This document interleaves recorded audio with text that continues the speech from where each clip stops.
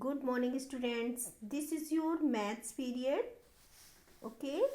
So, are you ready? बच्चों आज हम पढ़ रहे हैं चैप्टर 13 टाइम एंड टेम्परेचर में पढ़ेंगे मेंटल मैथ्स, क्योंकि हमने एक्सरसाइज जो इसकी सारी थी 13.1 से लेकर के 13.5 तक कंप्लीट कर लिए हैं और आज हम इसी के अकॉर्डिंग पढ़ेंगे मेंटल मैथ्स। और इसके बाद हम पढ़ेंगे sum it up once again, क्योंकि सम इट अप में हमने आपको conversion of temperature scale Fahrenheit scale to into Celsius scale ये हमने आपको पढ़ा दिया है और अब आप चाहे तो अपने आप भी उन्हें सॉल्व कर सकते हैं। ओके, अदरवाइज़ मैं तो कराऊंगी, लेकिन इससे पहले आज हम पढ़ेंगे मेंटल मैथ्स। मेंटल मैथ्स के लिए बच्चों आप लोग अपनी बुक ओपन कीजिए, पेज नंबर 153। पेज नंबर 153 सभी बच्चों ने ओपन कर लिए। Okay, and do you this work in your book. आपको ये वर्क सिर्फ अपनी बुक में ही फिल करना है। हाँ, जो आपको सॉल्व करने हैं बच्चों उन्हें आप ज़रूर वर्क दिखाइएगा, उसमें आप दिखाएंगे कि आपने उनको किस प्रकार से सॉल्व किया है। Right the correct answer question number 1, which is the colder.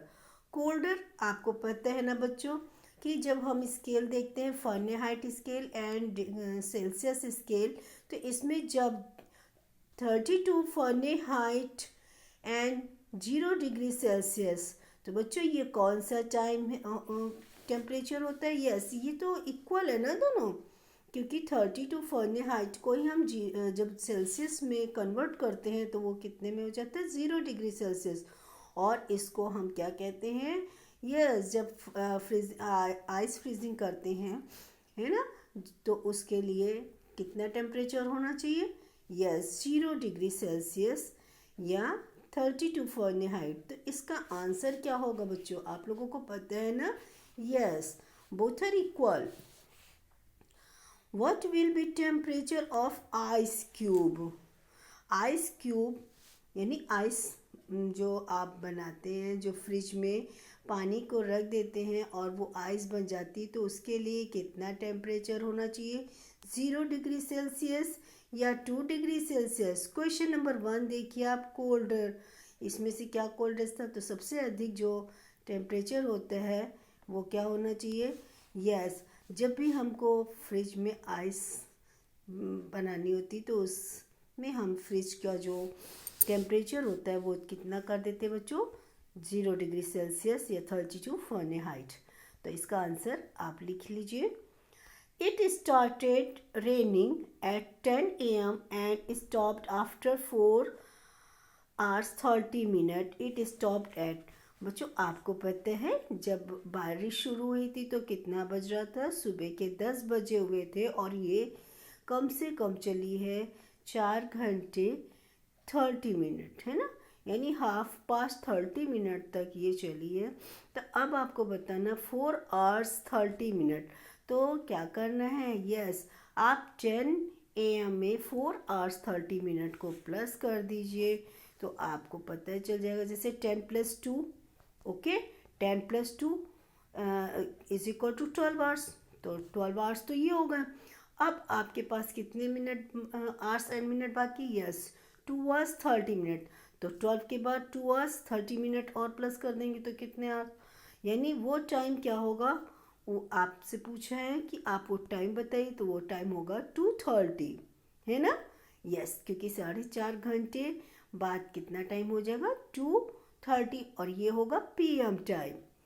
12 midnight in 24 hours clock edge, बच्चों आपको पता है ना जब रात के 12 बजते हैं तो उस समय जो आप लोगों ने घर में तो नहीं, लेकिन हाँ ट्रेन वहाँ रेलवे स्टेशन रेलवे प्लेटफॉर्म में आप लोगों ने जो घड़ियाँ देखी हुई हैं वहाँ पर दिखाते हैं जब रात के 12 बज जाते हैं तो क्या हो जाता है, उसको हम किस प्रकार से लिखते हैं, यस 00, है ना, yes 1.5 hour before 7:30 PM, 7:30 PM है और इनसे आपको बताना 1:30 आवर्स यानी 1 घंटा 30 मिनट पहले के आपको टाइम बताना है, तो इसमें क्या करेंगे आप माइनस कर देंगे ना।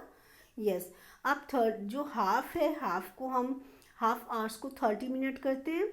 Yes, 30 minute minus 30 minute is equal to 0 minute and 7 - 1 is equal to 6। तो कितने बजे होंगे बच्चों? 6 PM। Rita turned 13 years in January 2015.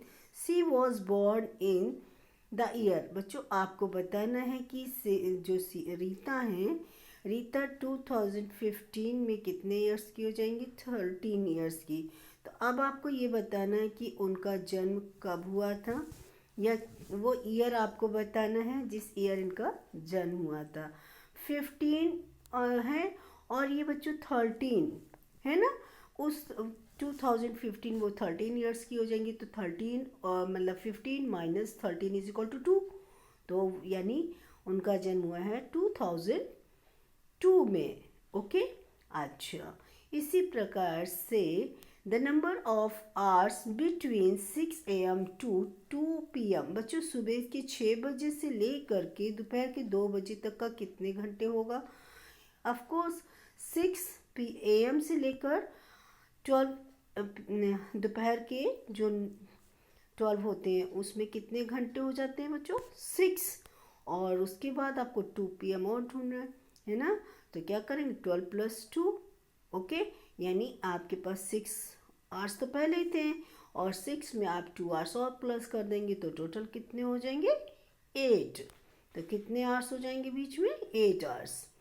Freezing point of ice on Fahrenheit scale. देखिए बच्चों, ये फिर से फ़ारेनहाइट में पूछा है, क्वेश्चन नंबर 1 में इसका आंसर आप लोग ढूंढिए। इसी प्रकार से 100 डिग्री सेल्सियस को आप कन्वर्ट कर देंगे फ़ारेनहाइट में। तो बच्चे फ़ारेनहाइट में कन्वर्ट करने के लिए मैंने आप लोगों को सिखाया है कि किस प्रकार से सेल्सियस को आप फ़ारेनहाइट में कन्वर्ट करते हैं। तो सभी बच्चों को पता है ना कि क्या करना है सबसे पहले? यस, सबसे पहले आपको मल्टीप्लाई करना है 9 से। 100 में कितने का मल्टीप्लाई करेंगे? 9 से। 9 से मल्टीप्लाई करने पे जो प्रोडक्ट आता है उसमें 5 से डिवाइड कर दीजिए बच्चों। 5 से डिवाइड करने पर जो भी क्वोटिएंट आता है उसमें 32 प्लस कर देंगे। तो फ़ारेनहाइट डिग्री सेल्सियस स्केल में ये आंसर आ जाएगा। ओके, तो 100 डिग्री सेल्सियस को आप फ़ारेनहाइट में कन्वर्ट कर लीजिए। इसी प्रकार से टाइम नाउ इस समय बजे हैं 11:20 AM और साहिल वॉच इज़ 10 मिनट स्लो। साहिल की घड़ी जो है 10 मिनट स्लो है। अब आपको बताना है कि इस समय उसकी घड़ी में कितने बज रहे होंगे। ऑफकोर्स 20 - 10, क्योंकि मिनट से मिनट को आप क्या करेंगे? सबट्रैक्ट कर देंगे, है ना। 10 मिनट स्लो है ना, और कितना बजना चाहिए? 11:20। तो 20 - 10 इज इक्वल टू 10 मिनट। तो उनकी जो वॉच है उसमें क्या टाइम होगा?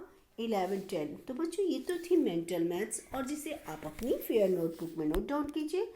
सॉरी, बुक में ही फिल करना है। ओके, तो अब आप लोग जल्द से जल्द, हाँ, उम्मीद है आप सभी को ये चैप्टर करने में बहुत ही मज़ा आया होगा और आप बड़े ही मन से ये अपना कोर्स, ये वर्क अपना कंप्लीट कीजिए और सेंड कीजिए। Okay, bye bye, have a nice day.